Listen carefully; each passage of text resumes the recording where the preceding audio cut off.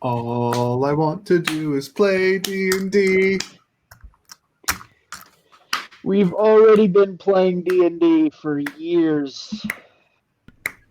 Oh yeah, when will our year be? The episode has started. Oh, really? Yep, I just heard myself say that.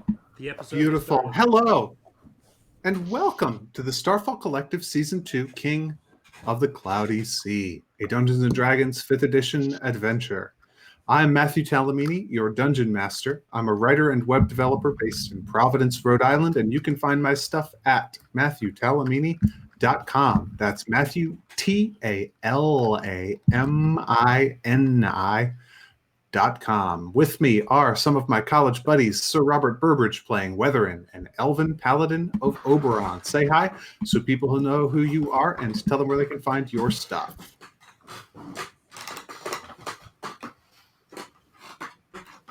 This is where you talk, Sir Robert. I don't think he can hear you. I too am Matthew Talamini, and you can find my stuff at thefarce.net. Oh no! Identity David theft Farrell. is not a joke, Jim.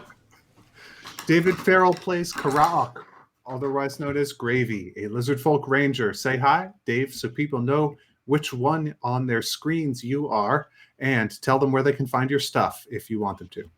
Hi, I'm also Matthew Talamini, and you can find Sir Robert's stuff at thefarce.net. Dwight No. Canal plays Fennetir, an elven cleric of Pond. Say hi so people know which one you are, and tell them where they can find your stuff. Hi, I'm Dwight, and tonight I'm sponsored by Fire. Thank you, Prometheus. Joshua Sewich playing Malmer, an elven warlock of Chernobog. Say hi so people know which one you are, and tell them where they can find your stuff. In case you missed the arrows, I'm Josh. You can find my stuff all over the internet using JSUICH as a search term. That'll find me on Instagram, Facebook, where I've gotten, questionably political lately. If you go to Reddit, you can find the Starfall Collective. Don't worry, it's all very moderate stuff. If you go to Reddit and look up the Starfall Collective, you can find our fan page, which I manage, and we can talk about fan theories there. Beautiful. Welcome to the Feywild. More specifically, the area of the Feywild, geographically synonymous with the Cloudy Sea. The whole area is in deep twilight. What illumination there is arises from no visible source. Where the sky should be, you see the dim glow of a deep mist, like sunset clouds in various colors, with huge murky shapes moving slowly in the distance. There is no horizon.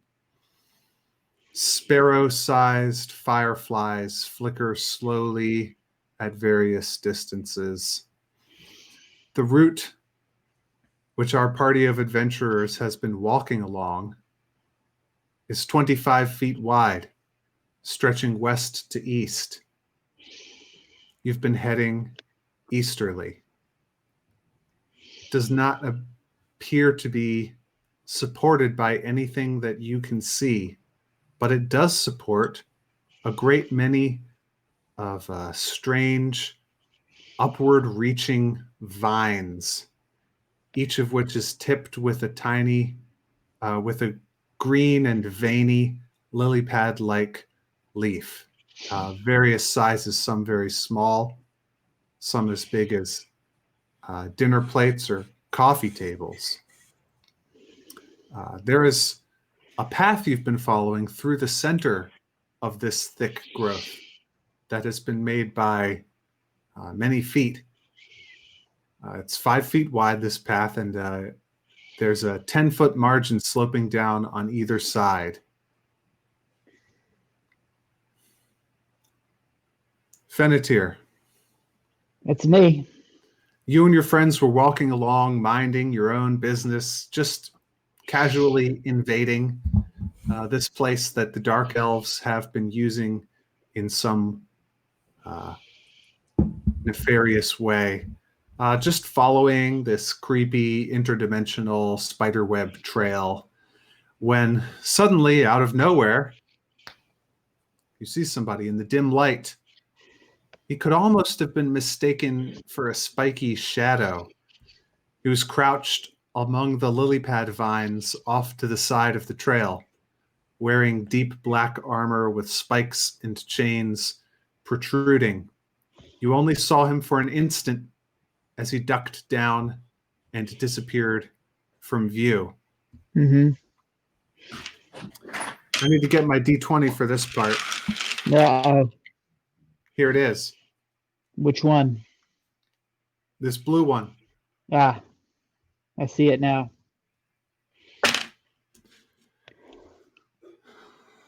Karauk, how's your AC? 15. You feel something strike you in the back. Now I need a couple of D6s. Where are my D6s? They're the square ones. Yeah, and I don't have any. Okay, hold on. I'll use Google. Square on all sides.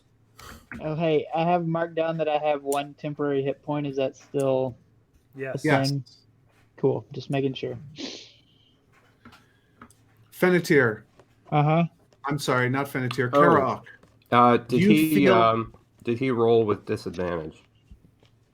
Haha. I have Should a he? cloak. Yes, I have a cloak. Oh, the Displacement. cloak. Yes, indeed. There's Okay. 2 of them all the time. It's hard Ouch. to talk to him.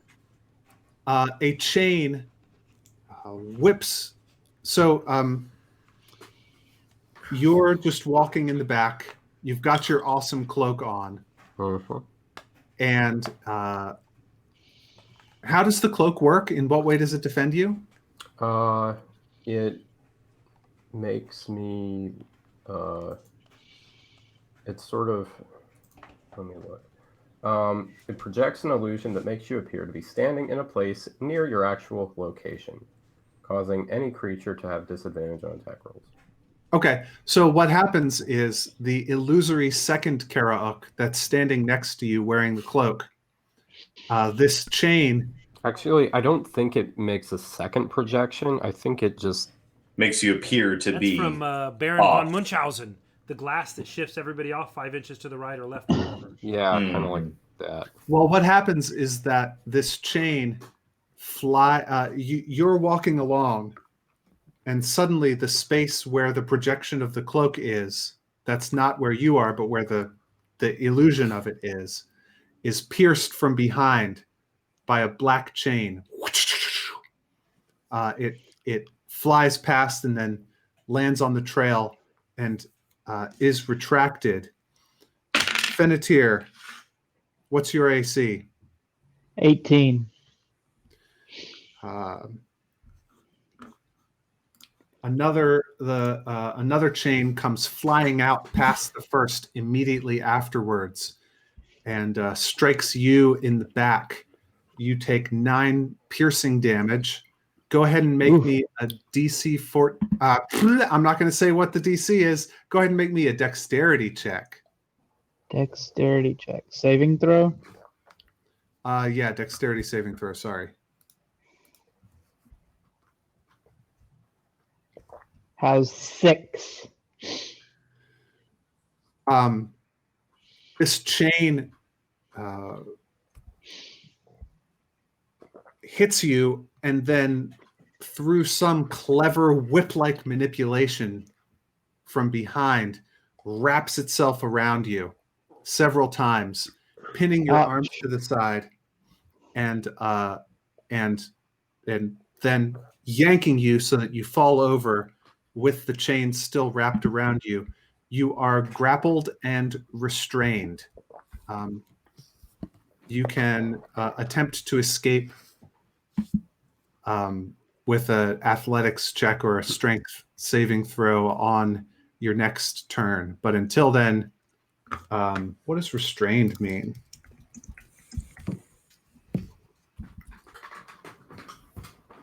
Your speed is 0. You can't move. But I think you can do stuff.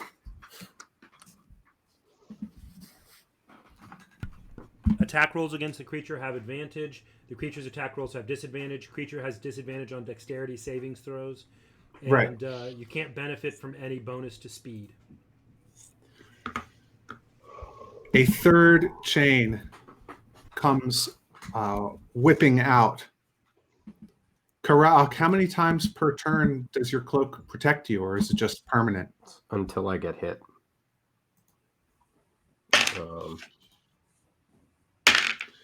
The chain once again whips through the illusion and misses you. Weatherin, you are up at the front of the line, but you are the first to notice and be able to react to this attack that has just taken place. You hear Fennetir fall down beside you. You're at the head of the line. Behind you is Malmer. Behind Malmer is Fennetir, who is currently on the ground tied up. Karauk is behind him. Do I see the chains? Yeah. Okay. And can I see where they're, like, where they're coming from? Yeah. Yeah, you see a figure in dark, spiky armor standing just behind Karauk. Karauk has not even had a chance to turn around yet. Okay. I want to advance towards him and attack. Okay. Are you going to go and stand next to Karauk, in front of Karauk, between Karauk and the guy, or what? How wide is the branch path thing we're on? You're on a path about 5 feet wide, so you can squeeze past each other, but to get past an opponent, you would have to make your way through the vines. Okay. I'll just go all the way to the opponent and attack him. So I guess that'll end up with me being positioned between him and Karauk. Okay.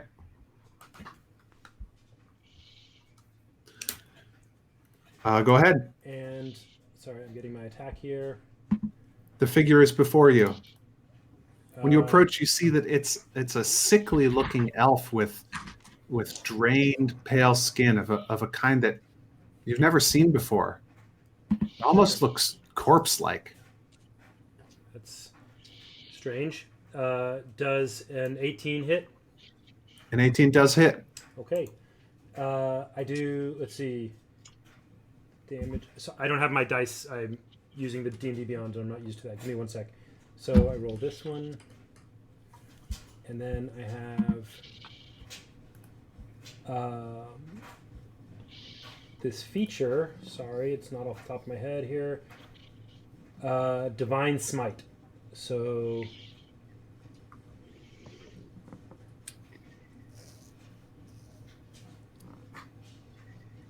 And is he undead or a fiend for my Divine Smite?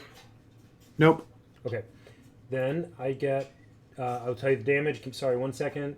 It was... I'm looking at my spell slots. Okay.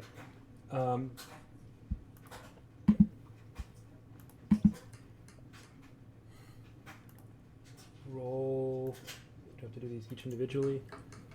Okay. And they do 19 damage.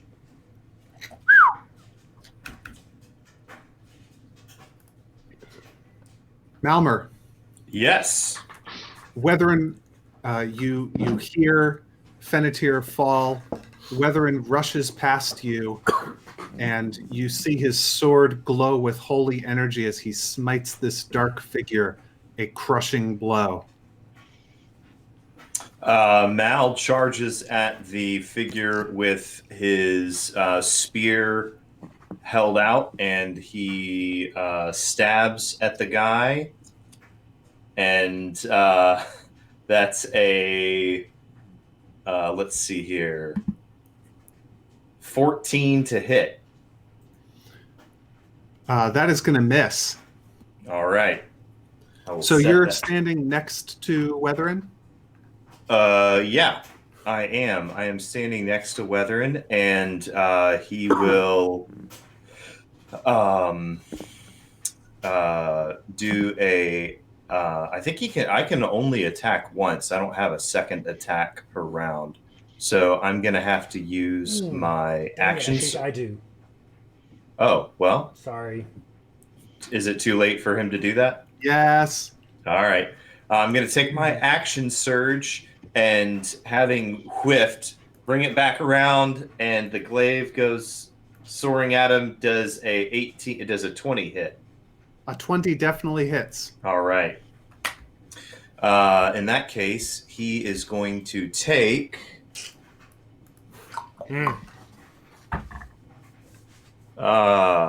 16 points of damage from this glaive.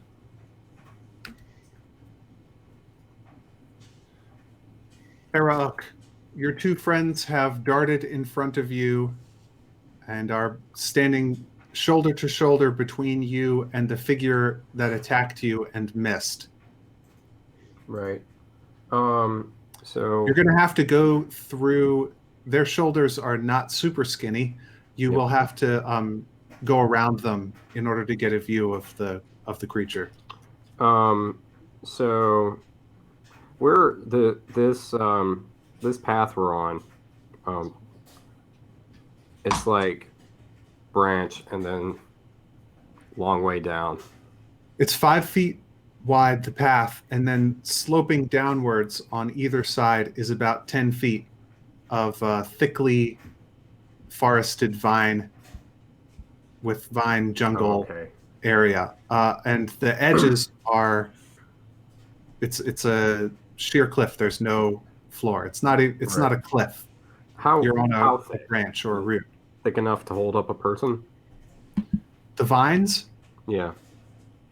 You have not yet tested whether you could hang from them. You certainly could not climb up on them. But could they support somebody's weight if somebody were to stand on them or whatever, sit on them? You haven't tried it yet. But you did. You can take your turn to roll a nature check if you would like. Oh, okay. Nah. So, well, I'm not sure if I can do this in 2 turns, but it's the what's the name? So the Quetzalcoatlus.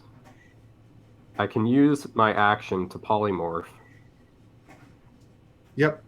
So I want to do that, and then I still have a move though if I do that, right? Yes. So, and I have a fly. I have flight of 80 feet. Yeah. Can I? Oh, I also wanted to ask the chain that's got Finiteer tangled up. That's connected to this dude. Yeah. He's holding the other end of it. You should kill him. Well.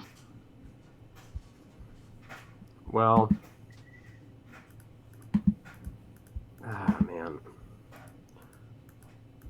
What thou doest, do quickly. Yeah, I'm gonna turn into a Quetzalcoatlus, and can I ram this guy? Nope, that's an action. Oh, okay, never mind. Yeah, I will turn and can I turn into a Quetzalcoatlus and step on the chain? Also an action? Or no? Yeah. Everything's like Okay. manipulating Well, levers, opening doors. These are actions. I will turn into a Quetzalcoatlus, and I will hiss at him. If you have something that takes a bonus action to do, you have your bonus action, and you have a move. I could cast a spell or something. If it takes a bonus action, use one of my targets. you've consumed your action. Oh, that's. Yep. I can use Slayer's Prey, so I will use Slayer's Prey for my bonus action. What does that do? Designate. It's the targeting thing. Oh wait, dang, that's for weapon attacks. Oh well. Well, I'll use it anyway. There. It gives me bonus damage to my Great. targeted enemy. Are you Only going to with- move anywhere, or is your newly gigantic body going to push your friends forward when you expand suddenly in size by no, quite a I'll bit? move. I'll move. I'll fly up. Okay. About 40 feet in the air. Okay. What's the range? Do I know what the range on the chains is? They were behind you when they flicked out at you, but just from looking around, it looks like they're pretty long, but the effective range is something like 10 feet for these fancy moves that he's doing. Oh, okay. Yeah. I'll get out. I'll get up about like 40 feet or so. 30, 40 feet.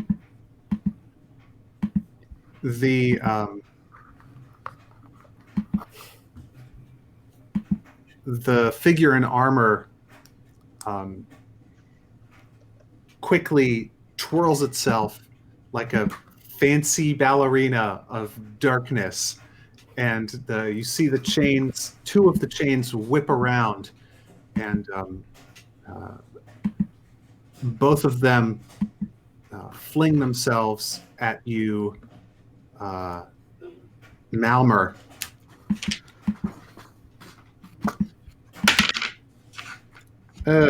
One of them just completely misses. And how is a 15 against your armor class? Not good enough. He needs a 16. Cool. So having missed both attacks, the figure dives to the right into the underbrush. Okay. Into the shadows of the brush, and you don't see it. And I take it this does not cause an attack of opportunity? Nope. Okay. It's got a special teleport shadow jump ability. Okay. Is it my It is turn? now Fennetir's turn. Fennetir's, okay. I will try to get up. Roll me a strength check or a strength saving throw. They're the same. Right.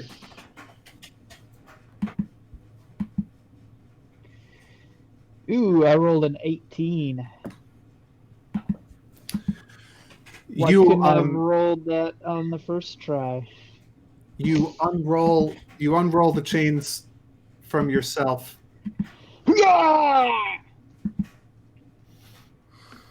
That's your action. Actually, I just flexed and they popped Is off. that your action? I don't know. Yeah. It's sort of my reaction. No. I've You can stand reacted up again. to what you did. You can stand up again for half your movement. I will stand up again. And then, as a bonus action, nope, can't do that. As a reaction, nope, can't do that. Okay, I'm done.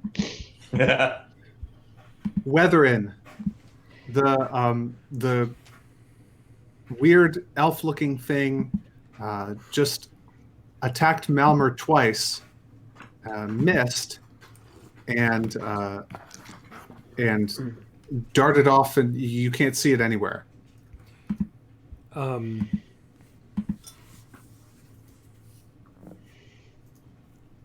It clearly can do a stealth distance attack and prefers that, at least to start. The direction in which it darted, does it look, is it like off the side or something especially risky? It's off to the side. Okay.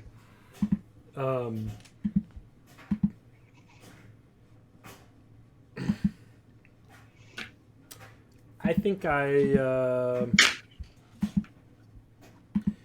who got hurt the most here? Who got hurt somewhat here? Not I. Fennetir. Fennetir? Did you get hurt badly? Yeah, I'm down 8 real hit points. Okay. Sure. I will. lay hands That's like a on. quarter-ish. Okay, I'm gonna lay hands on Fennetir, not in a violent way. Don't you lay your hands on me!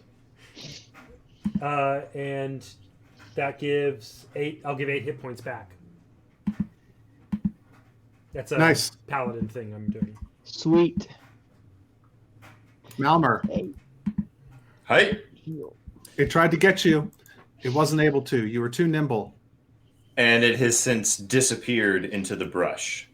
You don't see it. All right, I'm going to make a search. I'm going to search for it. So what kind of check would you like for me to make to do that? I would like to find it. Yeah, go ahead and but the one that starts with the P. Perception? Perception.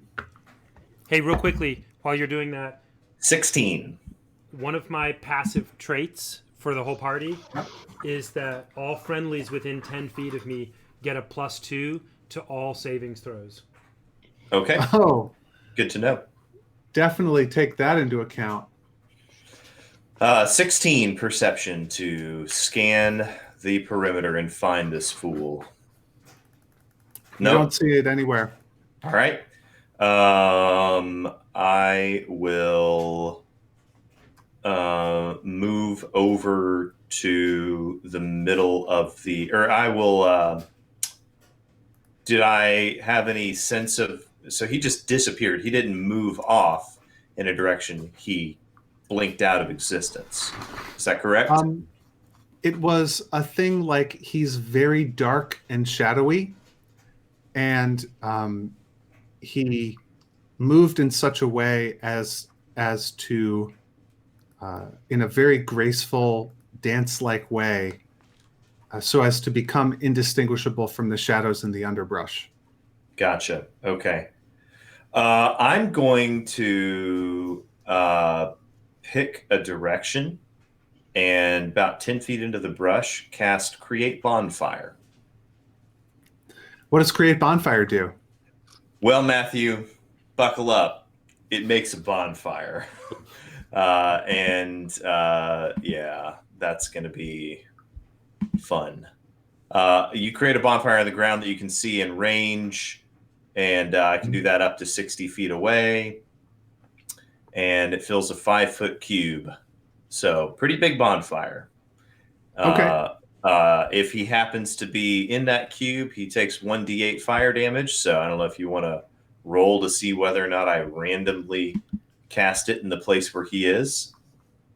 I'll do it 20 feet away from me into the brush. Which side? To the right. Away from you, in the way that you've been coming from, or the way that you're going? East or west? 90 degrees off to the side, to one way or the other. Okay, I'm sorry. East.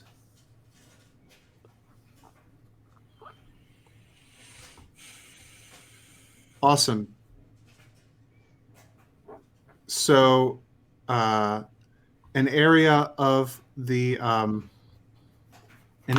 vines begins to crackle and burn up and twist and smoke inside of your bonfire. Some of the nearby vines also begin to catch on fire. Okay.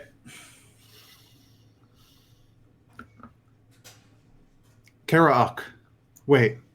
Yeah, you're Malmer. Karauk, you are flying above all this. Malmer has just magically set a fire on one point of the forest of weird vines. You saw the creature jump into the shadows, and you don't see where it is. You're looking down from 40 feet above all this. Well, I guess I will see if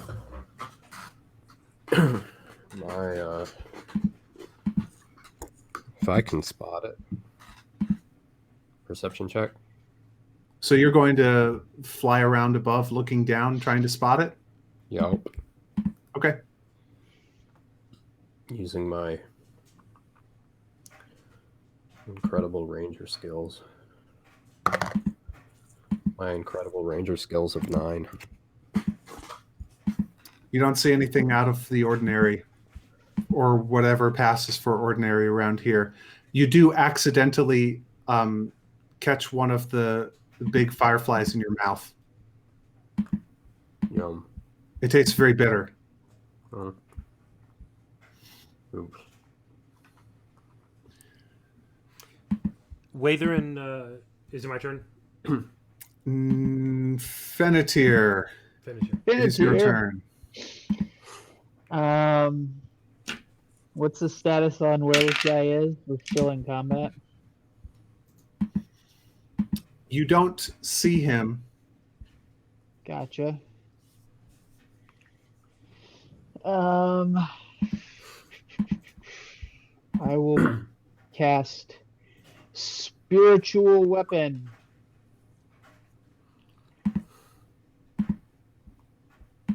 Sweet. Oh wait, that's just a bonus action. No, bonus action is moving it around. It is so cast. I will move it sort of randomly around on the side away from the bonfire. See if it hits anything. Okay. Just Yeah, swing it around. the opposite side of the bonfire. Yeah. It actually says it can move 5 feet, so I take a big 5-foot radius circle. You cut down some of the vines. Gotcha. Weatherin, I'm here. your turn. I suggest to everybody, hey, let's just leave him and go on with what we're doing. And Sounds great. walk back towards the front of the line, where I was, and kind of start walking that way again.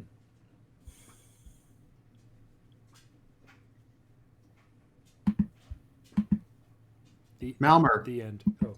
Weatherin Okay. says this, and then it's your turn. And he starts walking forward nonchalantly, I suppose. Mal says, "Are you insane? We're on a covert mission," and I say that recognizing that I just set fire to the forest. But if we leave him as a loose end, he could report, and we could be ambushed. We could have more troops on us. We need to find him. And he extinguishes the fire and looks and walks off into the woods and starts looking around. He starts making like a perimeter. Probably not going to do it. That's a 6 perception check to look for him. You find nothing. Okay.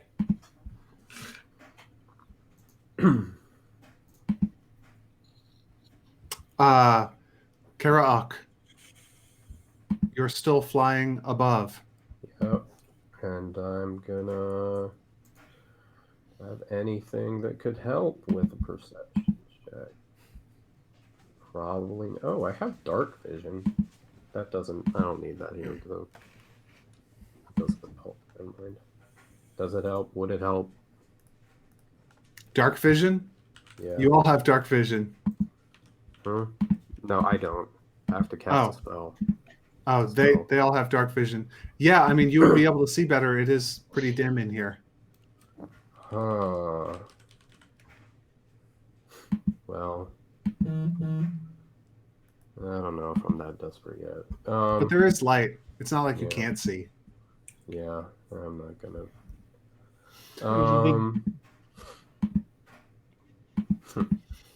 I guess I'll just do another. I'm just kind of circling around, and I'll do another. You're looking for him? Yeah, make another look. Boom. That's still not great. 13. Not sufficient. Fennetir, It's me.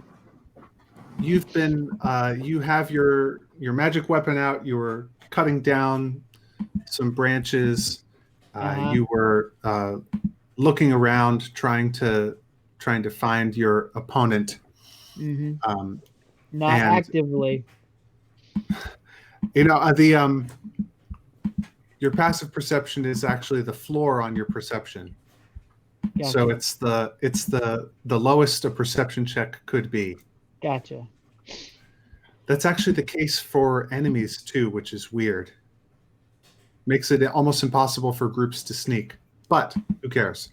The next thing that happens, Fennetir, Weatherin has walked on sort of ahead of you. Uh-huh. I suppose you passed Fennetir, right, Weatherin? Yeah. I mean, I'm not like super far past.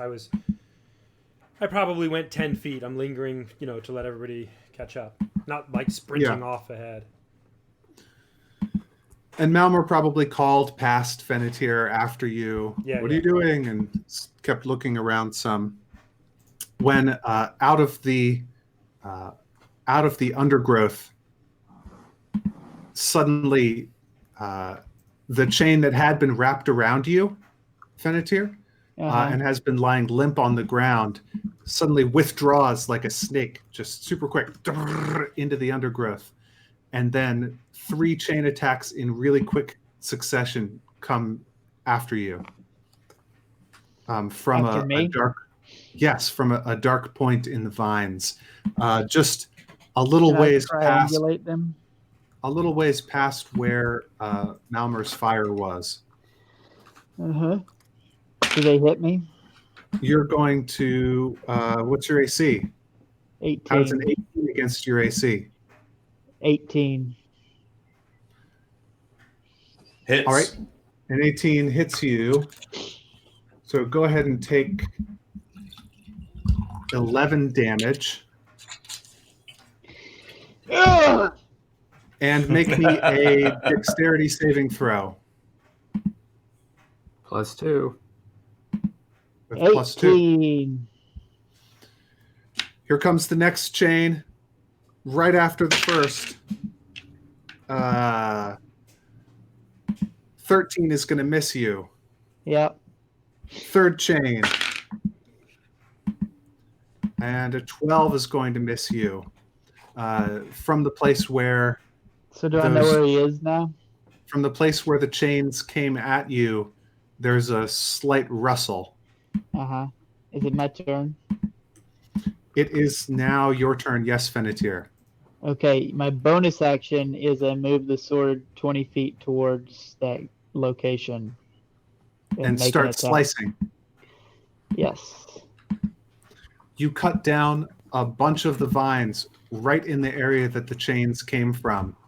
Uh-huh. And they are cut down to little green oozing stumps. Uh-huh. But there is no armored figure. Well, I guess for my action,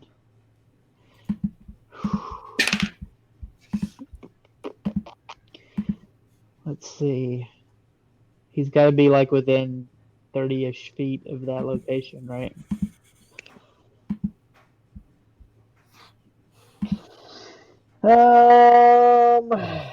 I guess I will cast Bless on everybody so we can get a D4 on saving throws. Wait, is that on saving throws or? It is on saving throws. So I will cast that.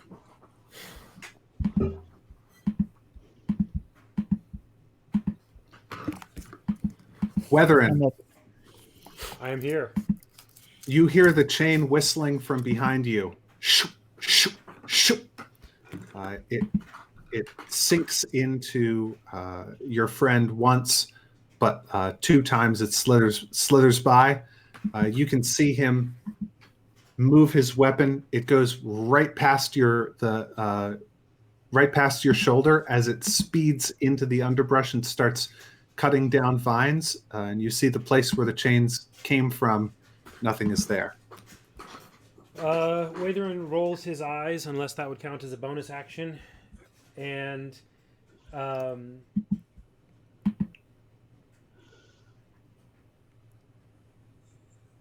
sorry. Do we see anything where the chains end?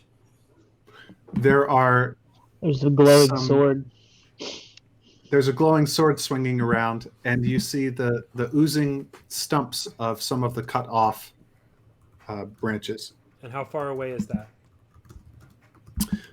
It's actually just like 2 or 3 feet behind you and to the right. The place where the chains come out? Yeah. Okay. The chains are gone now, though. Oh, okay. They They got pulled back in. Got it. I will go and attempt to investigate to find where this sucker is. Is that investigation? Go ahead and roll perception. Perception.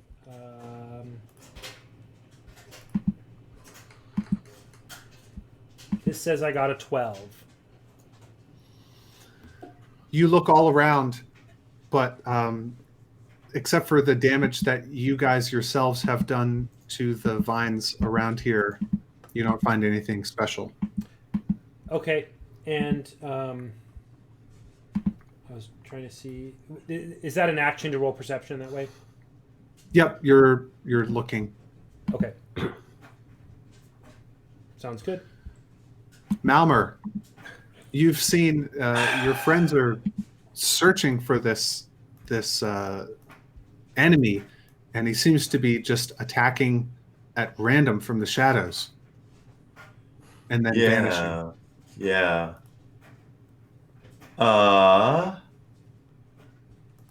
Man, boy, do I hate this guy and wish that I had finished him off when I had him in front of me.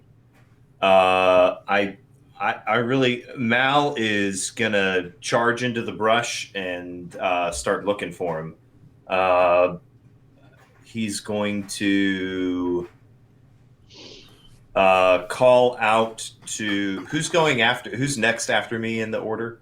I am. Okay. He's going to call out to Karaak and say he's going to use minor illusion to start like scattering like blasts of light around him, and he's going to give the help action to Karaak, and so that Karaak can have advantage on perception.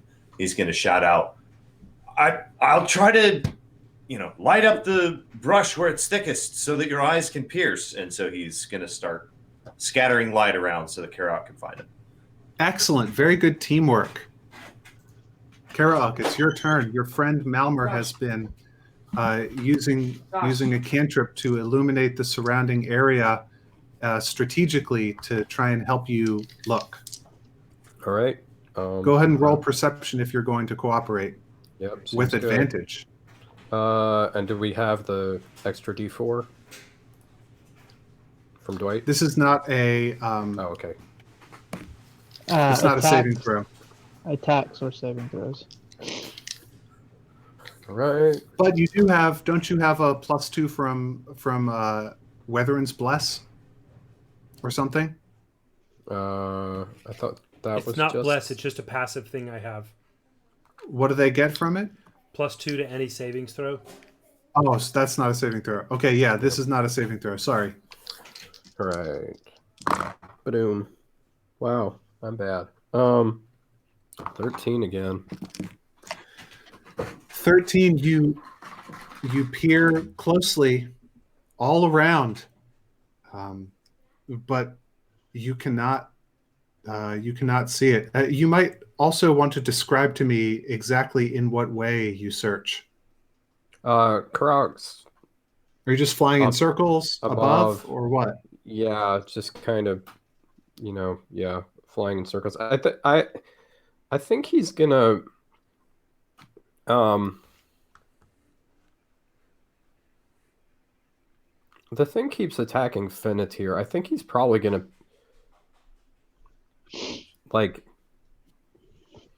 pay most attention to the area around Finnetir, probably. Or just within range of Finnetir. Okay. Probably focus there. Yeah, you look really closely, but this area is so humid, foggy and dense, and the light is so poor, like a continual sort of twilight without a sun, that you aren't able to find him.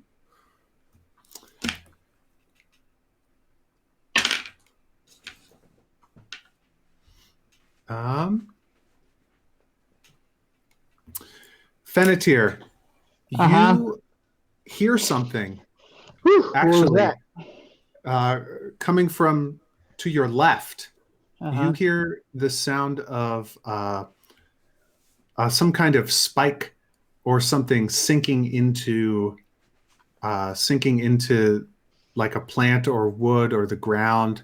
There's like a soft thunk to your Uh-huh. left. Gotcha. It's suspicious. Yes, it's very suspicious. I would like to cast Spirit Guardians on myself, which puts a 10-meter sphere around me. And if anything enters that sphere, it gets attacked. A 10-foot sphere? 15 foot, sorry. 15. Oh, 15 feet. Yeah. This does get rid of the bless because it's concentration. What does it, when you cast the spell, does that attack happen?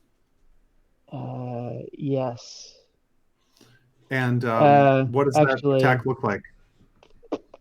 When I cast a spell, I can designate any number of creatures you see to be unaffected, all of my friends. An affected creature's speed is halved in the area, and when the creature enters the area for the first time on a turn or starts its turn there, okay, so it doesn't happen immediately, it must make a wisdom saving throw. On a failed save, the creature takes 3d8 radiant damage. Okay. And successful, it takes half as much. But it's always halved speed. So yeah, What is that thing called? Spirit Guardians. Okay. Anything else on your turn? That's your action. I will move my sword over 20 feet towards that suspicious sound and make an attack. Go ahead and roll that attack with disadvantage. Okay. Where is that? Here we go. Hit. That's the hit / DC column. Oh man. Whatever the I have to description for roll the it ability you're twice. using. Well, it's going to be. Dang it! 11. Your magic sword flails around and it cuts down some more vines. Gotcha. Weatherin, you can see that Fennetir is clearly reacting to something. Mm-hmm. And he casts this very powerful defensive spell, and he moves his sword in a very purposeful direction toward a specific point. It doesn't seem to have landed on its mark. But this is all happening behind you. I am going to scry on. Give me 1 second. I gotta see what's my range on scrying.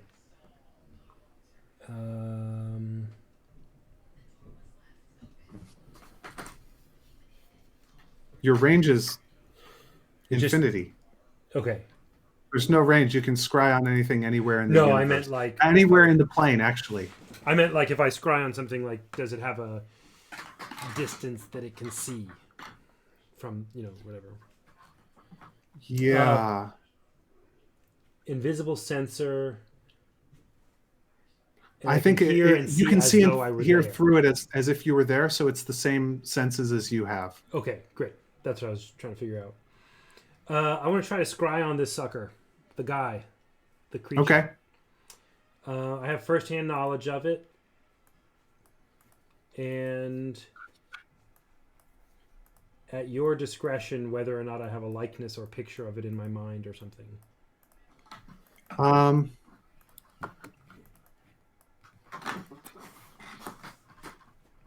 You did get an attack. Yeah, you off do. on it, right? Okay. You did see it, and you successfully hit it with an attack.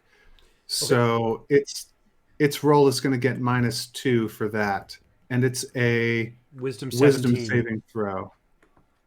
My number is So- 17. I don't know how that affects you. It says wisdom 17, I mean. Sweet.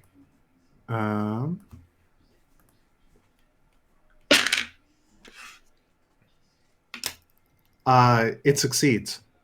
What does that mean? Oh, You're it not able to succeeds in scry on it. defending. Okay. You're it was actually a tie, but because it's defending. Wait. It was a tie, and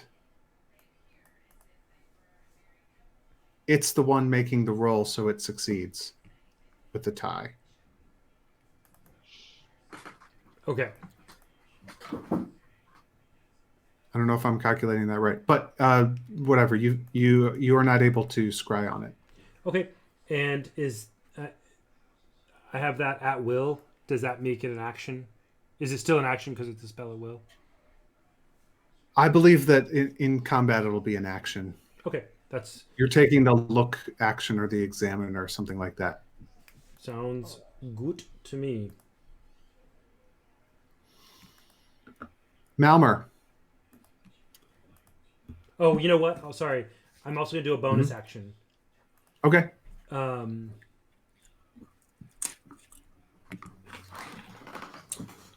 I'm going to cast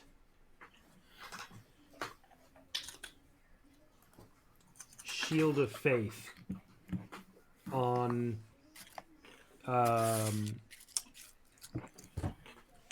Fennetir, which gives him +2 AC for the duration. Whew. Maybe they'll finally won't hit me. And that lasts for up to 10 minutes.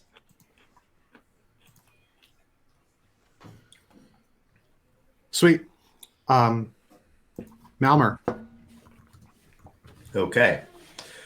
Malmer is going to charge in the direction of the sword, the spiritual weapon that Fennetir has popped up. And once he gets to that location, he's going to look around. Does he have advantage, seeing as how he's in such a primo spot? Yeah, I think that you can't actually see him right now, but yeah, go ahead and roll with advantage. Fantastic time to roll a 19. That's a 23. Yeah, you look and you do see where crouched in the underbrush, this armored figure, is perfectly black, shadowy armor is crouching. Lovely. It's currently like coiling up some chains in some like spiky sort of rigging apparatus that it's got on its armor. Okay. Well, he's going to use a bonus action, and he's going to cast the Hex spell on this fool. So from now on, this gentleman or woman or being of utter filth has disadvantage on all ability checks that rely on dexterity. And I'm going to do an extra d6 of damage to him as I blast him with 2 rays of my Eldritch Blast. Or are you using your action? Yes, I'm using my action to attack him. That was a bonus action. Right. I thought you were using your action to look for him. Oh, right. Okay, you're right. I apologize. I'm sorry. And you saw him. I saw And him. you can point him out to the others. And I shout, "He's over there!" And as I point at him, I hex him, and he suddenly has like tentacles and suckers kind of skittering over his skin that kind of are pulling on his arms in kind of off-putting ways, so that as he goes to turn, he's slightly pulled off balance and he's lost dexterity. Yeah. Karauk, you're circling above, scanning, and you see that you see this. You watch as your friend Malmer points right at the bad guy, and as soon as he does that, you see exactly where it is. I'm gonna dive bomb him. Use the dive attack. You ever seen an A-10 Thunderbolt unload its payload in a valley full of combatants? Well, now you're about to. So the okay. You can do it. Go get him. That was a 12. You plow into the vines near where this thing is, and when you sort of like come down on them in an ungraceful sort of way, they bend under you and they sort of squish, and then they get in the way of the thing, so that you almost sort of like land on top of it awkwardly, not so as to crush it, but so as to like just get a bunch of messy vines in between you and it. Okay, then I'm gonna fly back out. All right. Tell me, Dwight, it's time for him to roll versus the Spirit Guardians. What roll is that? A wisdom saving throw? Wisdom, yeah, 13. Oh, critical fail on that wisdom saving throw. Ooh. What happens to him? He receives 12 damage. Oof. And he can only move half speed. We move half speed. I'm pretty Okay. sure spiritual avatars of Pawn have to give this guy like instant hangover. Like his head has to immediately be like splitting.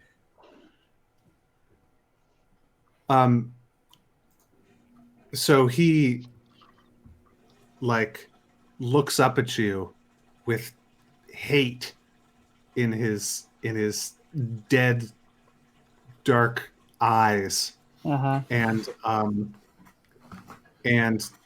you hear the whirl of the chains begin again, and they whip out at you. How far away from this guy am I? Are you, Yeah. Malmer? Yeah. You ran in real close, so you're probably like 5 feet away, 3 feet away. Okay. You ran right up to the spot. Okay. Didn't you? Okay. Does using a reach weapon, does me being next to him effectively while he attacks with a reach weapon, does that provoke an attack of opportunity? You can just make a snap judgment. If you think no, then no. That's fine. I don't was think just so. asking. Okay. All right. I don't remember anything about that. Okay. The chain whips out at you, Fennetir. And how is a 13? Nope. I'm 20 now, baby. Oh boy. And how is a 10? Almost half. The creature or the being swipes its chain at you once, completely misses, swipes the chain at you again, and then looks around and sees like these. What do your spiritual guardians look like? Imagine the dude and Walter.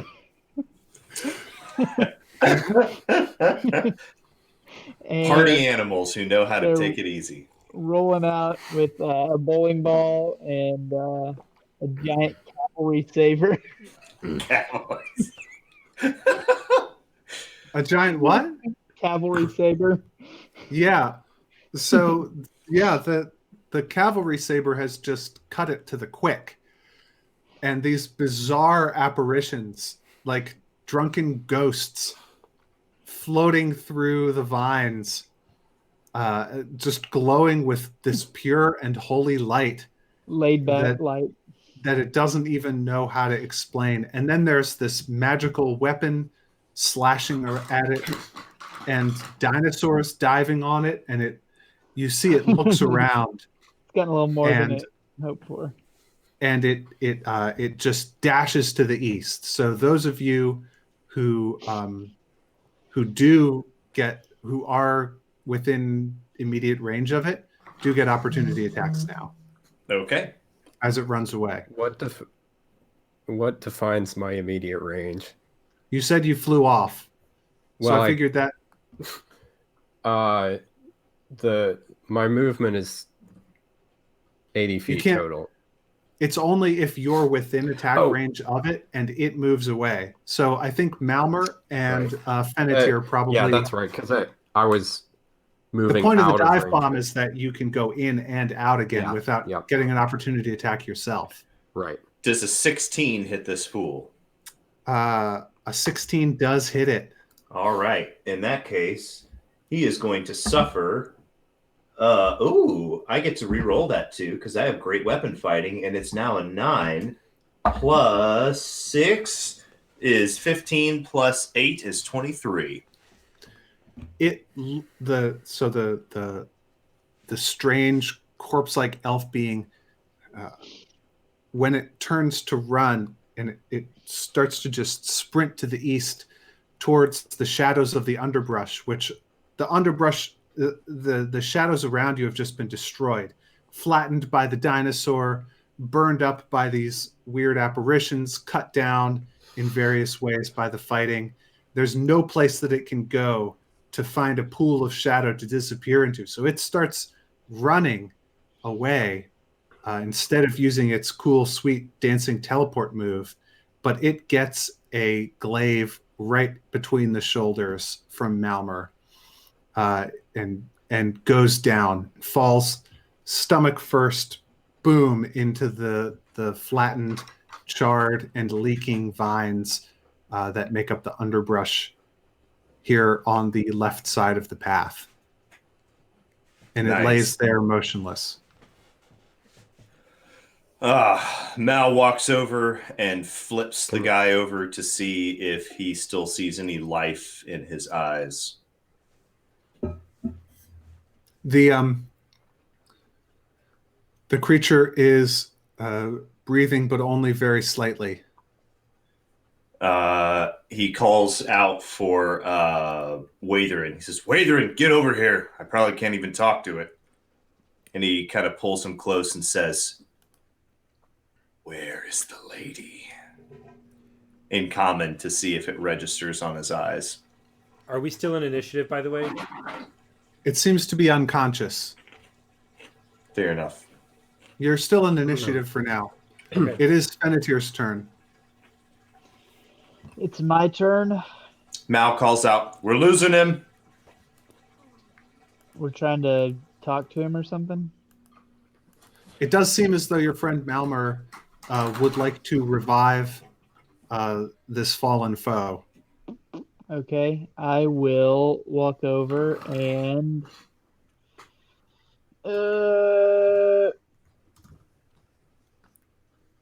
has it died within the last minute? I'm not even You sure think if that it's not actually dead yet.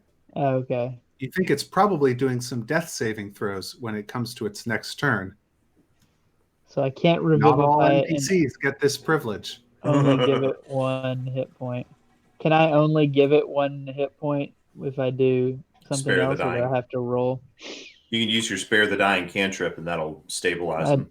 I don't have that. I have Revivify, but that's only if they've died in the last minute.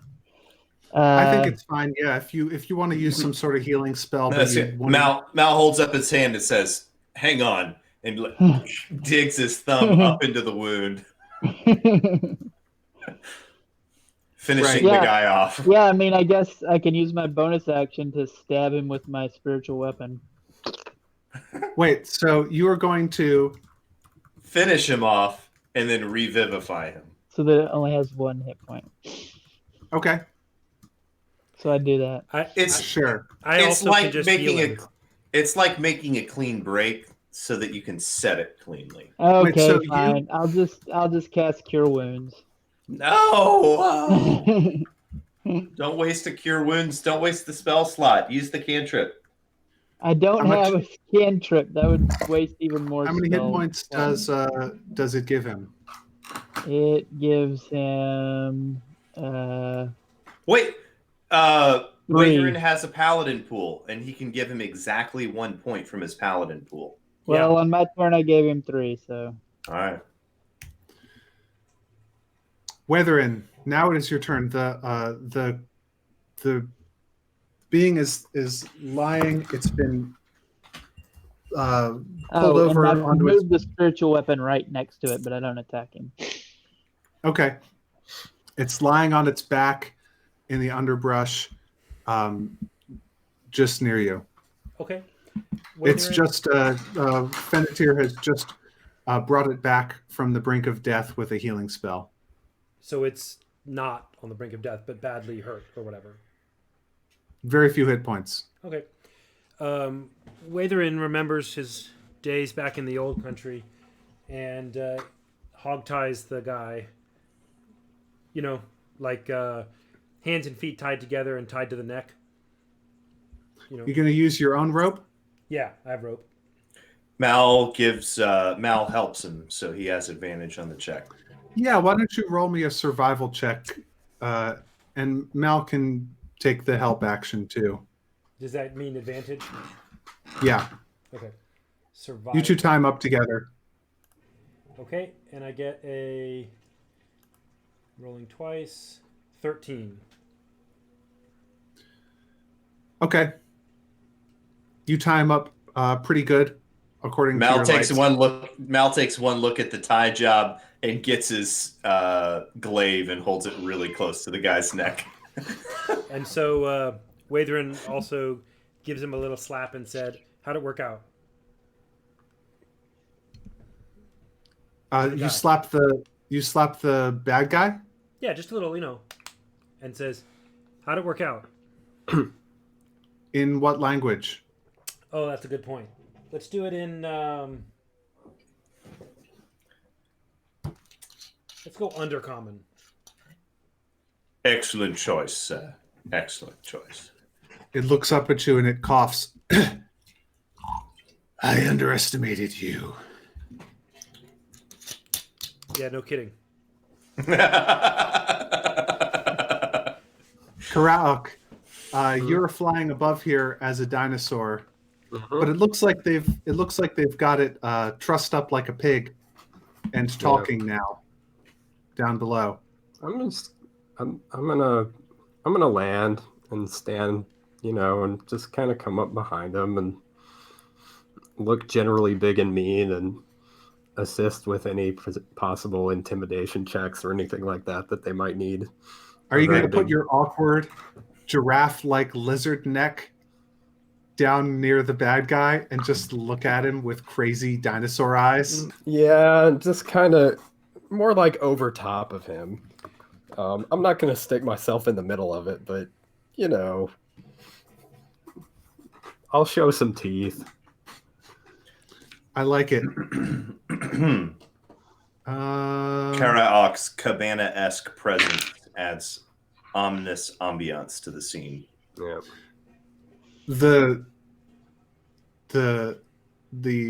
shadow dancer struggles against the bonds, but can't seem to do anything. Are we still in initiative? You were, but I think now you're not anymore. Okay. Does anybody? Am I the only one who speaks Undercommon? I do not. Nope. I think you are the only one. Okay. I do have a wait. spell that can allow the creature I touch the ability to understand any spoken language it hears. Okay. It's okay. We've already got Let translation. me see. I cast Zone of Truth on our 15-foot radius around us, the guy. And it'll last for... Hey, it's not a concentration spell. That's interesting. And just so you know, there's a savings throw for it. Until the spell ends, a creature that enters the spell's area for the first time on a turn or starts there must make a charisma saving throw. Okay. On a failed save, can't speak a deliberate lie. It rolls an 8. It How's fails. that against your spell save DC? Okay, so it fails. Yeah. And I know whether it succeeds or fails on its saving throw. Okay. You see the spell take hold. Sorry, and there's one more paragraph. An affected creature is not aware is aware of the spell and can avoid answering questions. It would normally respond with a lie. Such a creature can be evasive. It just can't. It just has to be true.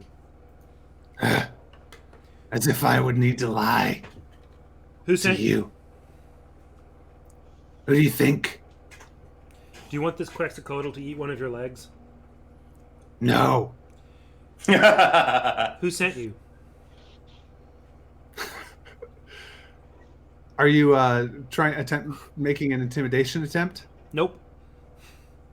Not yet.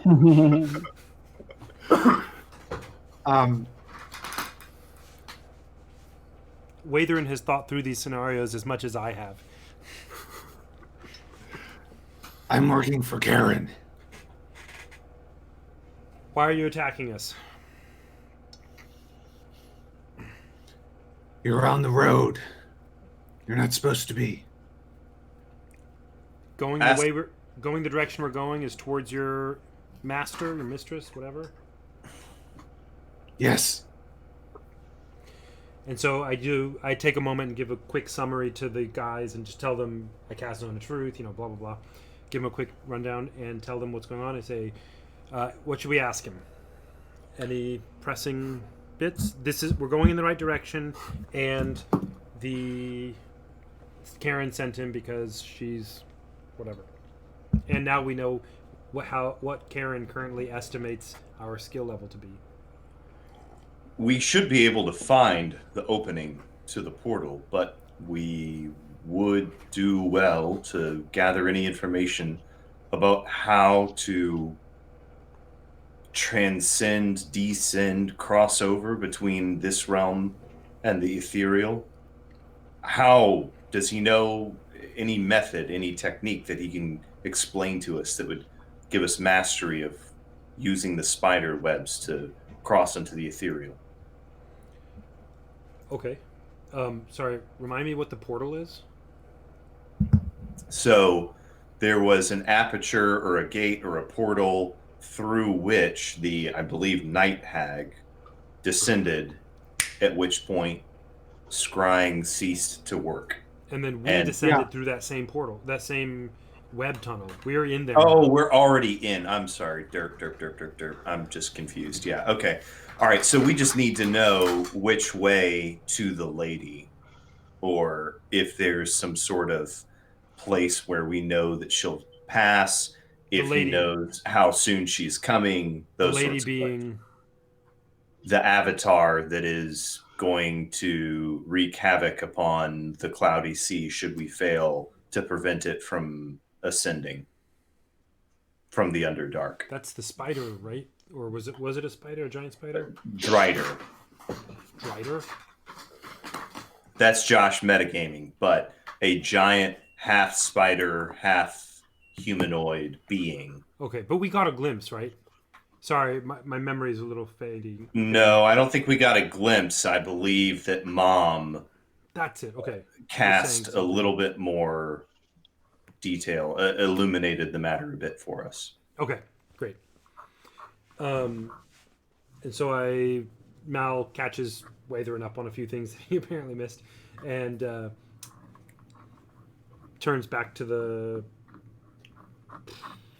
guy, the little elf guy, and says, "Are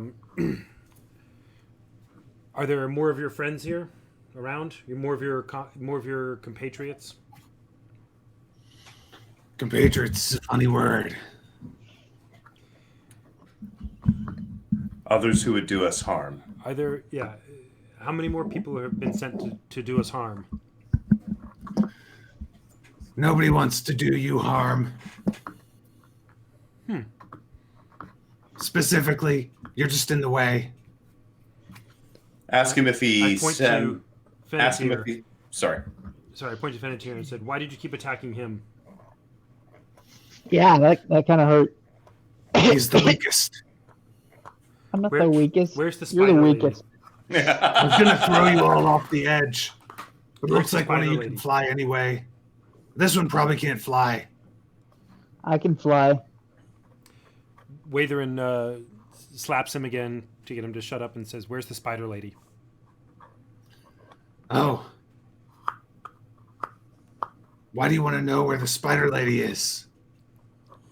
And then says, "Karak, you should eat one of his legs now." I will eat one of his legs now. This is now an intimidation attempt. Oh, I was not actually. I was just trying to get Karak to eat his leg. I want to eat his leg. Do it. If he tells me to eat his leg, I will not hesitate. I'll So heal him. I when- won't let him die from it.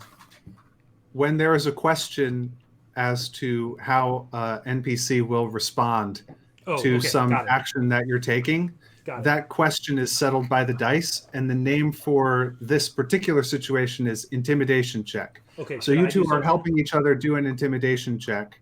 Huh, we You're didn't. trying to not- manipulate. You're trying to manipulate this bad guy by means of threats. So Well, Just to note, After- I genuinely if- was not trying to manipulate him by means of threat. yeah, okay, and I'm not. But I don't I- mind doing an intimidation check. I don't particularly care what the outcome is. That's fair, but let's let I the just want to eat his intimidation. leg. Let's let the intimidation no, that's check fine. play I rolled a out. 14 on the intimidation to see if he gets intimidated. Presumably, that's going to be with advantage, seeing as how you have a Quetzalcoatlus that is about to eat his leg. Is that Is that fair? Is Yeah, that that's fair, because Mr. you're helping DM? each other. It should be with advantage. Okay. 15. But the Shadow 15. Dancer rolls a critical fail on the check to resist this intimidation and says, no, no, no, no, no, no, no, no, no, no. And no, he no. erupts Oh, in no, helpful sorry, information. sorry. I'll tell you guys, I don't want this. I don't want this to happen. I want to go home. Tell me everything, and when you stop talking, if I'm not satisfied, he's going to eat both your legs.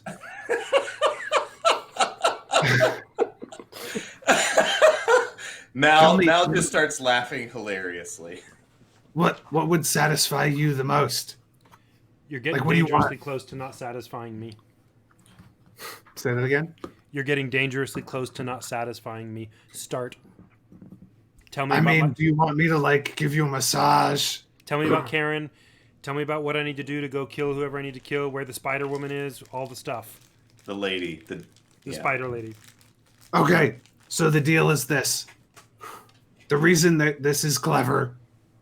And I Wait, convey how this far back as do you want I me to convey go? this to the group sort of as like a translator. You know, because I'm translating. Sorry, go ahead. And after I'm done with this little monologue, we are going to go on our halfway point break. Okay. But he says, how far back? Wait, I'll go all the way. Listen, I'm not from around here. I'm from the Shadowfell. They It's call me different. Ishmael. Sorry, go ahead. I'm kind of a mercenary. The Raven Queen has a interesting relationship with Karen. But it ended up in me and a few of us down here doing this. Karen's the gods can't just do what they want. They're constrained. They have to work through avatars. And I can tell this one at least is an avatar, pointing at you, Fennetir. What? All that glowing stuff, the holy light. That's You're not crazy. happening yet. I just have a big book. You're an avatar of one of the good gods. I can smell it. And this one's an avatar too, Malmer. You're not as good. The lady The lady's what you should worry about in an immediate military sense. The lady will go through Aarakocra like a hot knife through butter. The lady could probably eat the Cloud Giant. I'm not sure about that. Seems likely. But if you kill the lady and you kill all the dark elves down here, kill every dark elf taking the Feywild Bridge to the Cloudy Sea, gets you nothing. She'll just open up another portal just like this one. Look, there are these routes everywhere. They go everywhere. There are 100 places she could open up a portal just like this. You need, and I'm expecting you to let me go after I tell you this, because I have to go home like right now. You need to kill her avatar. The creepy spider mage guy. That's who you need to kill. Because that's how she's opening these portals. They all depend on that. The whole thing falls apart. Don't worry about the lady. Or do worry about the lady, actually. You should worry about the lady. The hags are just for communication. But without the spider mage, Karen is as crippled in the Cloudy Sea as your pansy god would be if you died.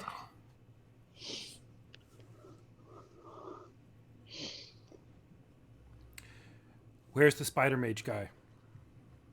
Probably in the barracks. Where are the barracks? You're making me work here, man. East. Is east the way we're going, by the way? Yeah. Okay. Is there... How far away is the barracks about?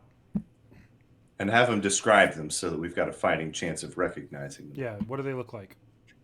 Listen, distances in the Feywild. I would love to tell you exactly how far it is, but things are not normal here. And I'm from the Shadowfell.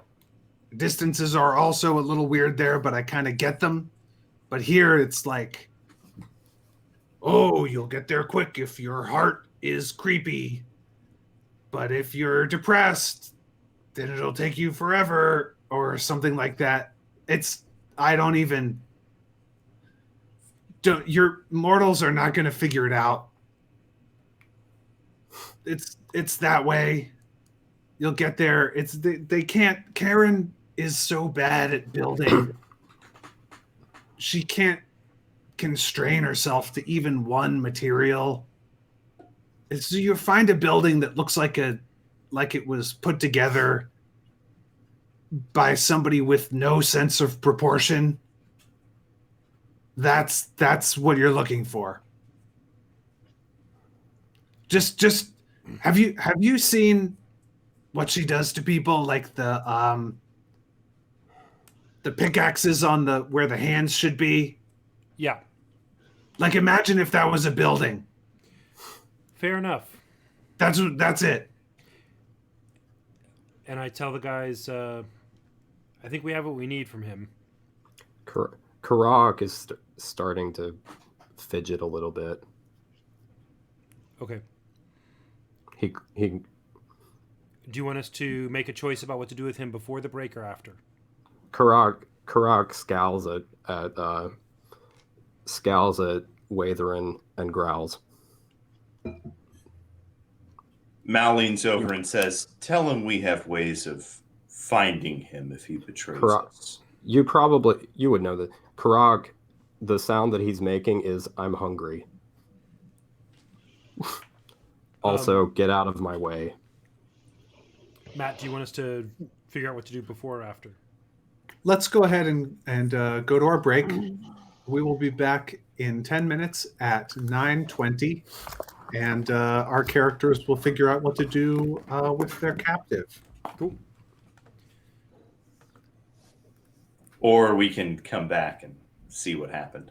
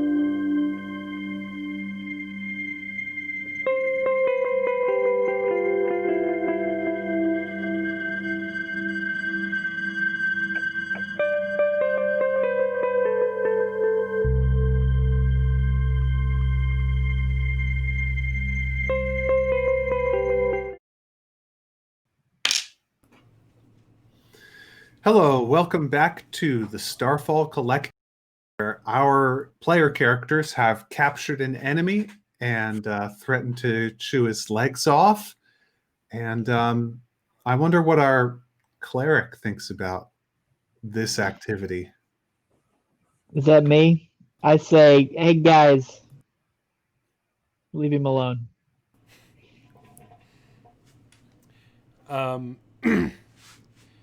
You know, guys, I actually do feel surprisingly satisfied with what he told us. I'm ready to let him go. Sorry, big guy. Mal pats the Quetzalcoatlus on the forelock. Cool. That So wa- Can't hear you, Dave. Dave, you're muted, I think. Yeah. So when Watherin suggests letting him go, Karak glares at him, and then when Mal pats him, he glares at Mal and like shoves him off. Watherin gives a sympathetic, gesture to Karak, but here we are. Turns back to the guy and says in Undercommon,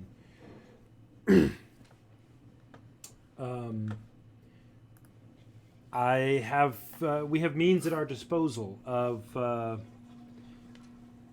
identifying and locating you should we need it.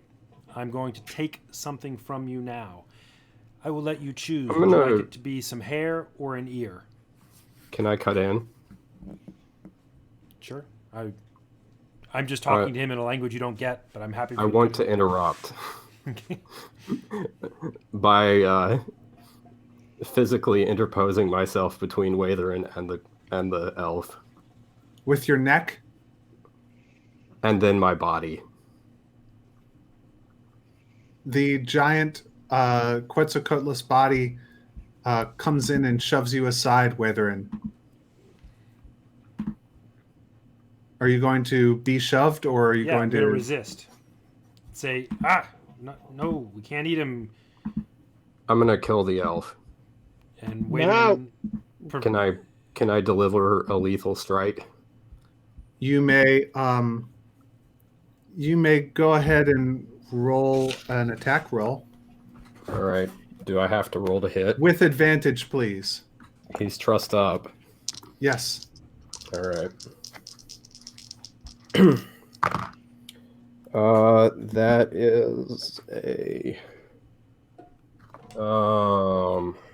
That is a 20 unnatural.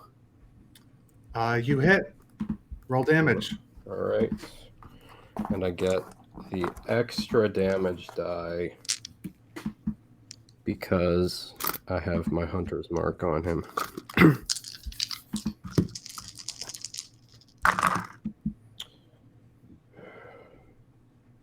That is 20 piercing. How do you deliver this attack? What does it look like? It's a bite. I just bam, stab him with my beak. It is a brutal beak stab through what, the neck? Yeah, to the head. That Head, neck. pierces deeply into the cheek of the dark elf and seems to do a lot of damage. It's not a dark elf, but sorry, it's grievously wounded and lolls to one side. Is it dead? Somebody could do a medicine check to see if it's dead. I'm not sure how this works. If your friends want to go and do something, I don't quite understand the mechanics of hit points and Yeah. such in D&D, but I will say Watherin bops Karaak on the nose Hold on. and says, I have extra attack. Does that come into play here? it is your Because if you want to attack again on your turn. yeah, so I would In combat, I would get 2 strikes at this guy. Go ahead and take your So second strike if he's you not want. dead, I'm going to take the second strike. Do I even need to roll because he's out? You should go ahead and roll Okay. with advantage. That's a 22. That hits. Roll damage. Oh, I guess I should double check. Hold on. Okay, so only the first time. That is 13. This time when the gruesome, deadly sharp beak strikes down onto the head of the opponent, it severs part of the neck right through, and blood spurts out grievously. Once it's dead, I will start to eat it.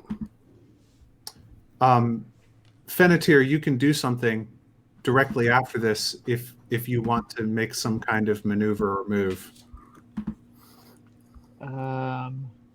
I cast command on Karauk and say, "Go away." How does that work? You gotta make a wisdom saving throw. Hold on. What was that thing that I found the thing. Matt, the no, details are that you interpret how he responds to the one-word command that's given. Yep. The DM interprets, and it's a wisdom saving throw to see if it has an effect or not.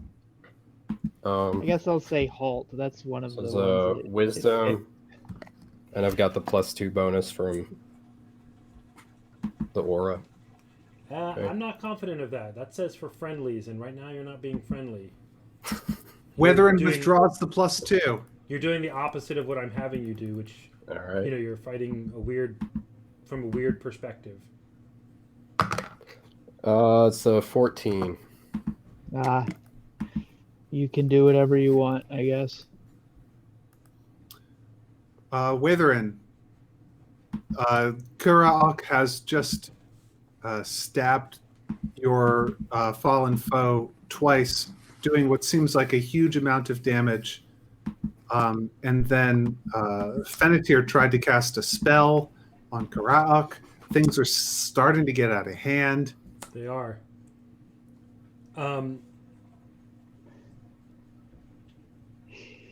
So, sorry. Would just because I don't know the mechanics of this, but would he be like at some significantly negative hit points or something right now? Yes. Okay.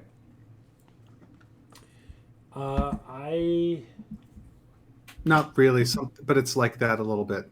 Okay.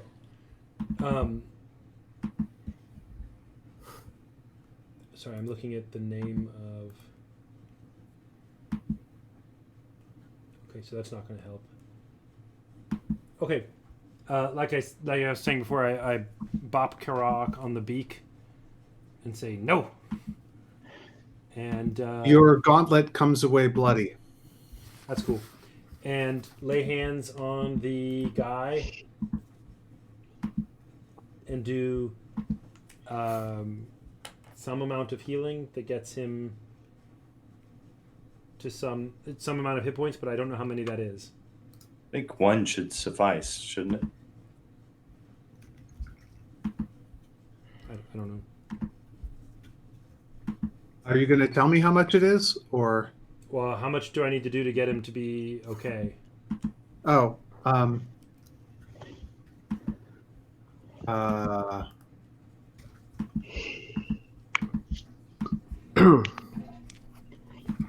let me. I am pretty sure that when you heal him, yeah. Let me see.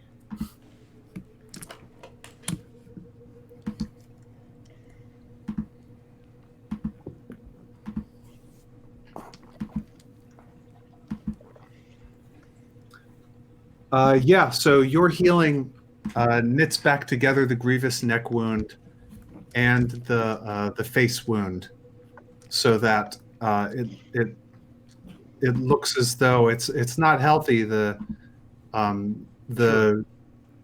the target is extremely wounded still, but does not seem to have actually died. Okay, so it's like survivable wounds now. I mean, somebody would have to take an action to do a medicine check to know more Okay. details, but Great. And how many hit points did I have a pool that I was spending, so how many? oh, I mean, one should do it. Okay, I will do that. Technically, I think according to the rules, any amount of hit points that Okay. you heal it for will stabilize it. Okay, so I just do that, and basically I'm like, no, we told him what we were gonna do. That's my turn. I did an action, and I said a thing, and I did a bonus action of bopping him on the nose. Yep.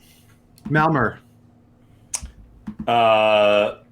Mal is going to turn to Karaok and say, "Perhaps you should return to your true form, where you remember your honor." He's going to make a persuasion check. He's going to, well, whatever. He's an NPC. He's a PC. He's going to say that to Karaok and hope that those words land. All right. Karak returns to his form, and he glares at Watherin and says, I agreed to nothing with him. Leave this one to me. For if we let him live, he will bear the curse as well. Are you willing to do that?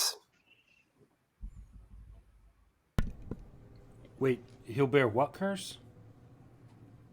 That's what Waverin he's talking. says. He's talking about the lycanthropy. So didn't we make an Arcana check and figure out that the thing around his neck is keeping him from spreading it? I don't recall that. I mean, that's the point of the collar, is that it prevents lycanthropy from being spread. I don't know. Ooh. Matt? Why don't your characters make a history check to remember your own history? Great Okay. point. That's not great for me for history, but I'd like to make an Arcana check. I got Sure. a 14. I got a 17. Rolled an 18. But... I got a 17 Arcana. 9 on history. Karak, you do remember one of your friends telling you that about the collar. That what? Somebody you talked with at some point was like, "Oh yeah, the reason I figured it out. The reason for this collar is so that you don't spread lycanthropy. Oh, okay. That's the magical effect that it has." Oh, okay. Dave, the player, didn't remember that at all. So Me Waverin was neither. like, oh, who knew? Right. Okay. So well, maybe he doesn't say I that. think last that bit. Karaok was very confused and half insane when he was told that, and might not have believed it. But somebody did Probably. say it to you. That sounds very plausible. So Watherin says, look, just because I told him, I didn't actually tell him we'd set him free, but I did say we wouldn't eat parts of him if he told us. So there's that. Then I will eat all of him. That would be all the parts of him too. But I'll tell you what we'll do. But not parts But I'll tell you what we'll of do. him. The next group of people, you can eat them. This one, I'm not. I'm not necessarily all right with that. well, the next group you can work it out with Fennetir. But this one, I gotta, do the thing here. Mal So- turns to Karak and says, "We are in an away mission. We are in the field, and Watherin is the commanding officer. You do recognize his authority over this mission, do you not?" And you want to let a prisoner go? I'm going to take that as a yes, but you're still protesting the circumstance? So Watherin uses his knife and cuts off the guy's hair, like all of Okay. it. So it's like not scalping him, but like he's noticeable for who he is. If he's, So you can see you his head. when you take off the black helmet, you see a wrinkled face with elven features, but sort of sunken and gray. It's a pallorous skin tone. It's not a dark elf skin tone. They have a ruddy, not ruddy, but like a sort of healthy blue or healthy gray. This is like an unhealthy gray. Okay. Well, I cut off all his hair, not like a clean shave, just I do a good rough cut of all the hair that I You get can. his hair. Add Shadow Dancer hair to your inventory. Well, importantly, I just pull it out and I have a little book that I don't mind that they see, though I don't explain what it is. It has little pockets in it, and I put a little tuft of hair and write something in the book, and shove it back into my stuff, and say, okay, let's leave him here. You guys ready? And he's got like his equipment. What does he have? Like weapons or something? He's got armor. He's got 3 wicked-looking chains with all sorts of contraptions that connect them to the armor and various things. Okay. He's got and I guess I just search him. A pack with standard adventuring gear. So you can get, I'm going to say, like 4 rations off of him if you want. Cool. Basically, I just say, hey, do any of y'all want his like chains or stuff? Weapons? You care? I want him to not have them. Yeah. If you don't want them, I'm just going to throw them over the edge. Mal reaches out and takes the chains. They seem to possibly have some sort of arcane ability. He'll study them as they travel. Cool. The rest of the pack, Watherin grabs like something like a dagger or something out of it and chucks the pack over the side. Get anything useful like rations or something, sure. But nothing, I have plenty of stuff. Chucks the rest of the pack over the side if there's nothing to speak of in it. Or I guess he checks. Is there anything interesting in it besides standard weight adventuring stuff? It's the standard adventurers pack, except for there are only 4 rations, I think, instead of like 10. Okay. Grab the rations, chuck it over the edge, take the knife, toss it, 15 feet down the path, just, give it a good toss down the path, and leave him tied up and with like a hit point, and say, okay, you guys ready? Indeed. And is the guy conscious or no? Oh, so it's a explorer's pack. So bedroll, mess kit, tinderbox, torches, rations, water skin. He doesn't have rope. He has his chains instead. Okay. Well, basically, I just take off everything that would be like useful against us. Valmar takes the chains. I throw away his stuff. Chuck his helmet over the edge. He says, "Wait! Oh, wait! No, he's like unconscious. Never mind." Is he he doesn't unconscious? say anything. Yeah. Okay. So basically, I just take off his boots and helmet and junk and chuck him over the edge, and leave him tied up. And there's a knife 15 feet away, and hopefully nothing eats him or whatever. Okay. Or it does. Yeah, I don't really care. I did my part. All right, I say, hey guys, let's head on. Let's find the barracks. Get out of here. Next time we do not leave things that can talk. Yeah, that seems fair.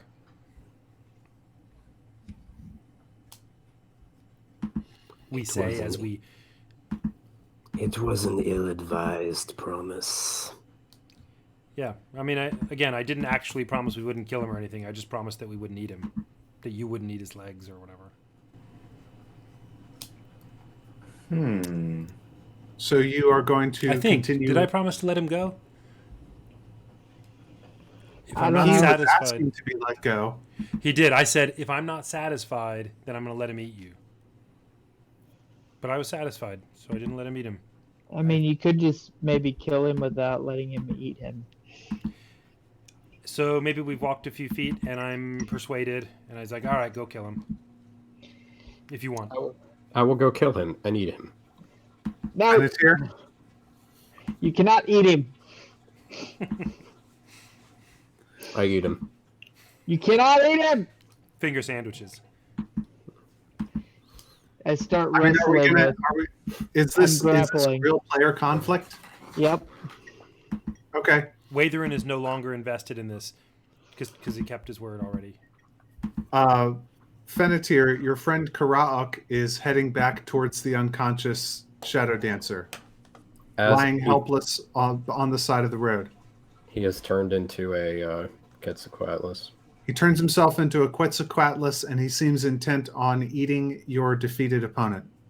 Mal goes over to Venatir and says, there is a greater mission at hand, and for the sake of the party and for the sake of the mission, I highly suggest you find other ways to honor Pond than sparing insignificant peons in this greater war. I grapple the Quetzalcoatlus's beak area. You attempt. Okay. Yeah. Roll a contested athletics check.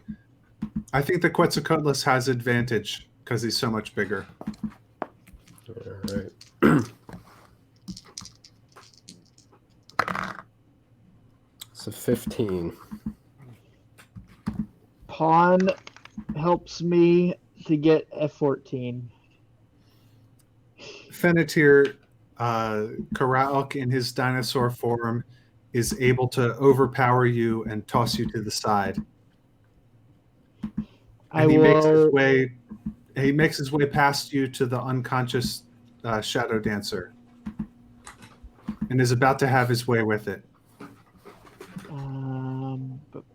What else can I do? I will.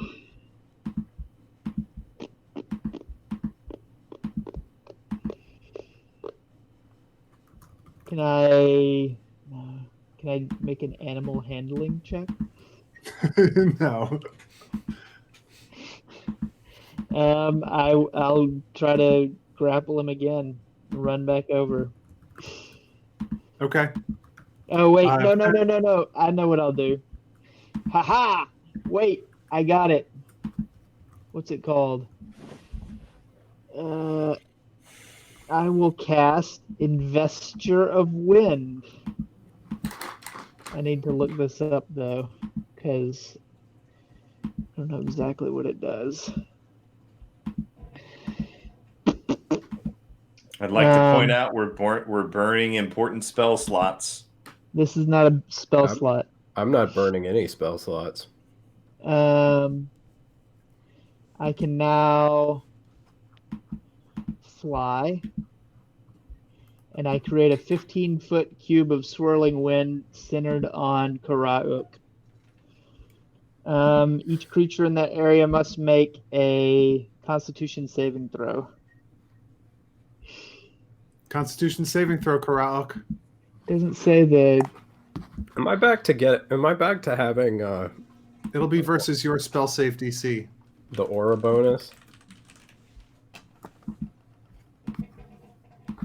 Am I back to having the aura bonus since Watherin This is a question for Watherin to no answer. longer cares what I do?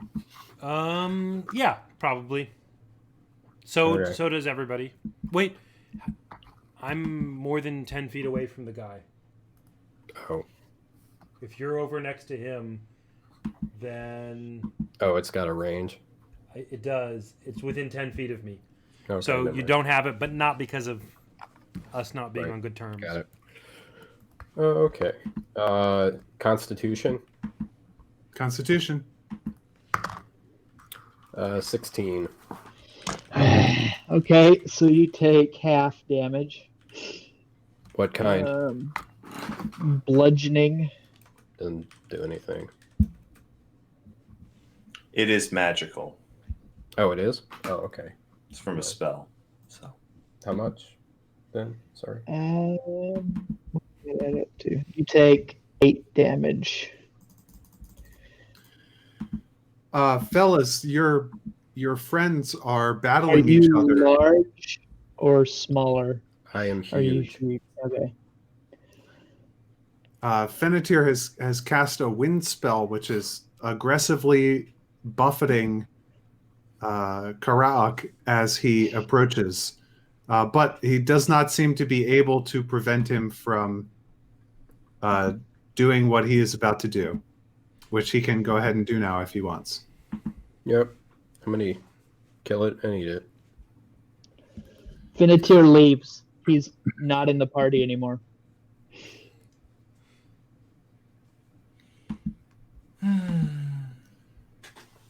So he began. What does he begin walking away? Yeah. Boy, which direction? South. And you can fly, so you can fly away too. Oh yeah, I'm flying away. Tell me where you go. Calls after him. Fennetir, where are you? What's going on? Where are you going? Bye. If any of you are interested in trying to figure this out, you might make a I don't know. I'm imagining something like a investigation check or an insight. No, not investigation. Well, either investigation or insight. Okay. Let me see. Because your friend seemed to be pretty easygoing up until now. Yeah, I was really surprised by this whole last 15 seconds of our lives. Like it was really, Watherin was really genuinely surprised. My insight check is 12. Mine, I believe, is less than that because it is 5. Karak, do you even care? No. He's probably too busy disposing of the body. Watherin, you don't understand what this is about at all. But you can see how Fennetir is clutching his book to him as he flies off. Okay. To the west. He's flying off to the west in this weird, bizarre place. Karak is currently feasting on a weird elven guy. Yeah. Yeah, you can see him. He's slowly fading away as he gains distance from you into the fog. And there's fog and stuff below us? Yep. How far below us? Infinity? No, I mean like how far is there thick fog below us? You can't tell how far away anything is. There are Okay. hazy shapes of different colors all around. Great. In every Okay. direction, up and down and left and right and north and south and east and west. I tell Malmer, I don't understand what just happened. Fennetir seemed very unhappy about not the killing part, but the eating part. He's a cleric, and he's a man of principle, I suppose. Maybe he's got some sort of thing about not eating the flesh of the living or someone who's yielded to you. Maybe it's a religion thing for him. Look, why don't you stay here with Karak? I'm going to go see if I can get Fennetir to figure out what's happening. I will blow this horn every minute or so. To do what? So that you can find us No. in the mist. No, I'm good. Sure, whatever makes you happy. Hang on. Nah, I'm good. I'm making a perception check on that statement. Okay. Wait, what are you perceiving? He says, I offer to do something that is clearly going to be very helpful to help us reconnect. and he says, "No, I'm good." So I'm going to That's make not a perception check. That's an insight check. sure insight. That's a 18 insight check. Should I roll something? Uh, I wasn't trying to be deceptive or anything, or evasive.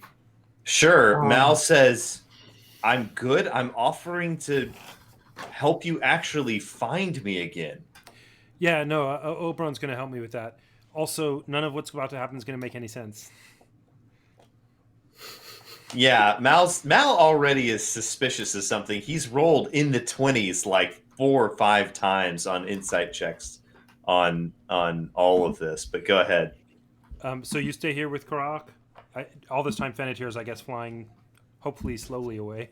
Mal Yeah, you guys salutes. are- Mal salutes him and says, "Go." Okay, and off the other side of the branch, Watherin just jumps off. Malmer, you see Watherin just jump off into empty space. He And plummets. Mal goes, "Okay, okay, okay, So okay." Watherin, He's just standing there saying, "Okay," over and over again. Malmer, everybody can fly I- but you. What's going on?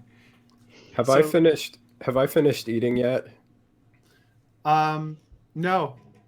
so Still working on Watherin's it. Okay. falling. It's a medium creature. It'll take you a little while to consume the whole Alright. body. Yeah.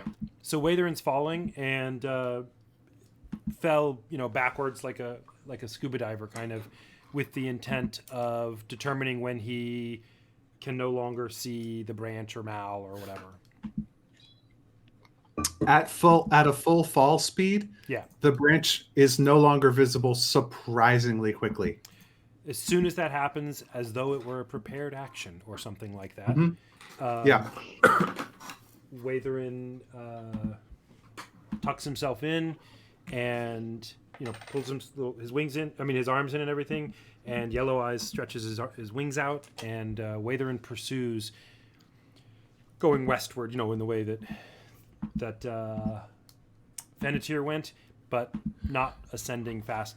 Basically, trying to stay out of sight for a little bit from Malmer. Okay. And also is scrying on around, especially to see where Fennetir is. Kind of get a feel for him, where how fast he's moving or anything. You can just scry on Fennetir. Yeah, that's what I want to do. Fennetir, do you feel that somebody is trying to spy on you using magical means? Are you going to resist, or are you going to let it happen? I don't believe I have any way to. Does the spell magic work? No, you just have you make a save throw. You can either be Oh. willing or unwilling. Oh, Yeah, if That you're would be- unwilling, go on.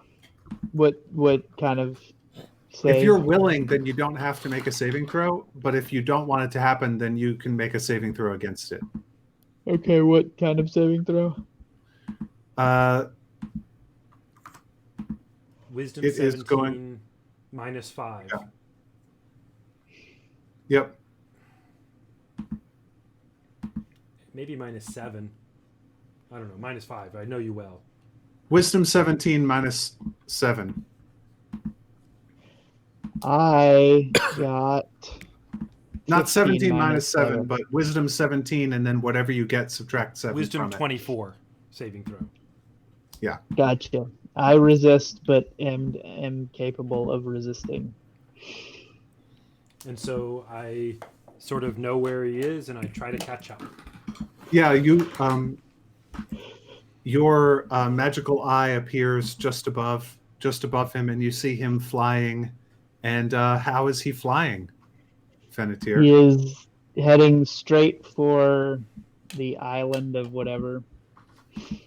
Air Mount. We're in the So you're Feywild. heading back the way you came? Yeah.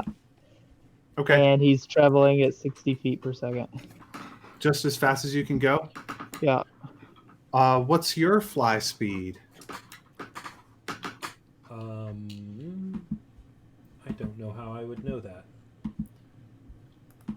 One of the attributes of the ring that you're using to transform, it will tell you what your flying speed is when it gives you a fly speed.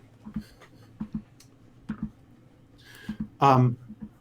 How long does your investiture of wind last, Fennetir? For 10 minutes.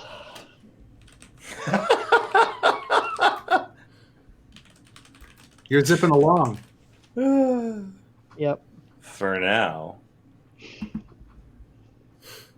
I'm just looking up the Aarakocra race's fly speed. Because. Flight. You should have the 50 ring feet. in your. Yeah, Okay. the ring was a copy of another item, and so I copied that item, but I don't think it says that specifically. I had to make it. 50 I feet, can basically. so the same. So it is about time for us to finish for the night. The next thing that happens is that Fennetir is going to reach the spider portal where you came into the Feywild through, and Watherin is going to see that when it happens, and Watherin is going to catch up shortly thereafter. But we will narrate those events at the beginning of next episode. Thank you very much for joining us. Tune in this same time next week for another exciting episode of this Dungeons and Dragons adventure. And remember, failure is beautiful.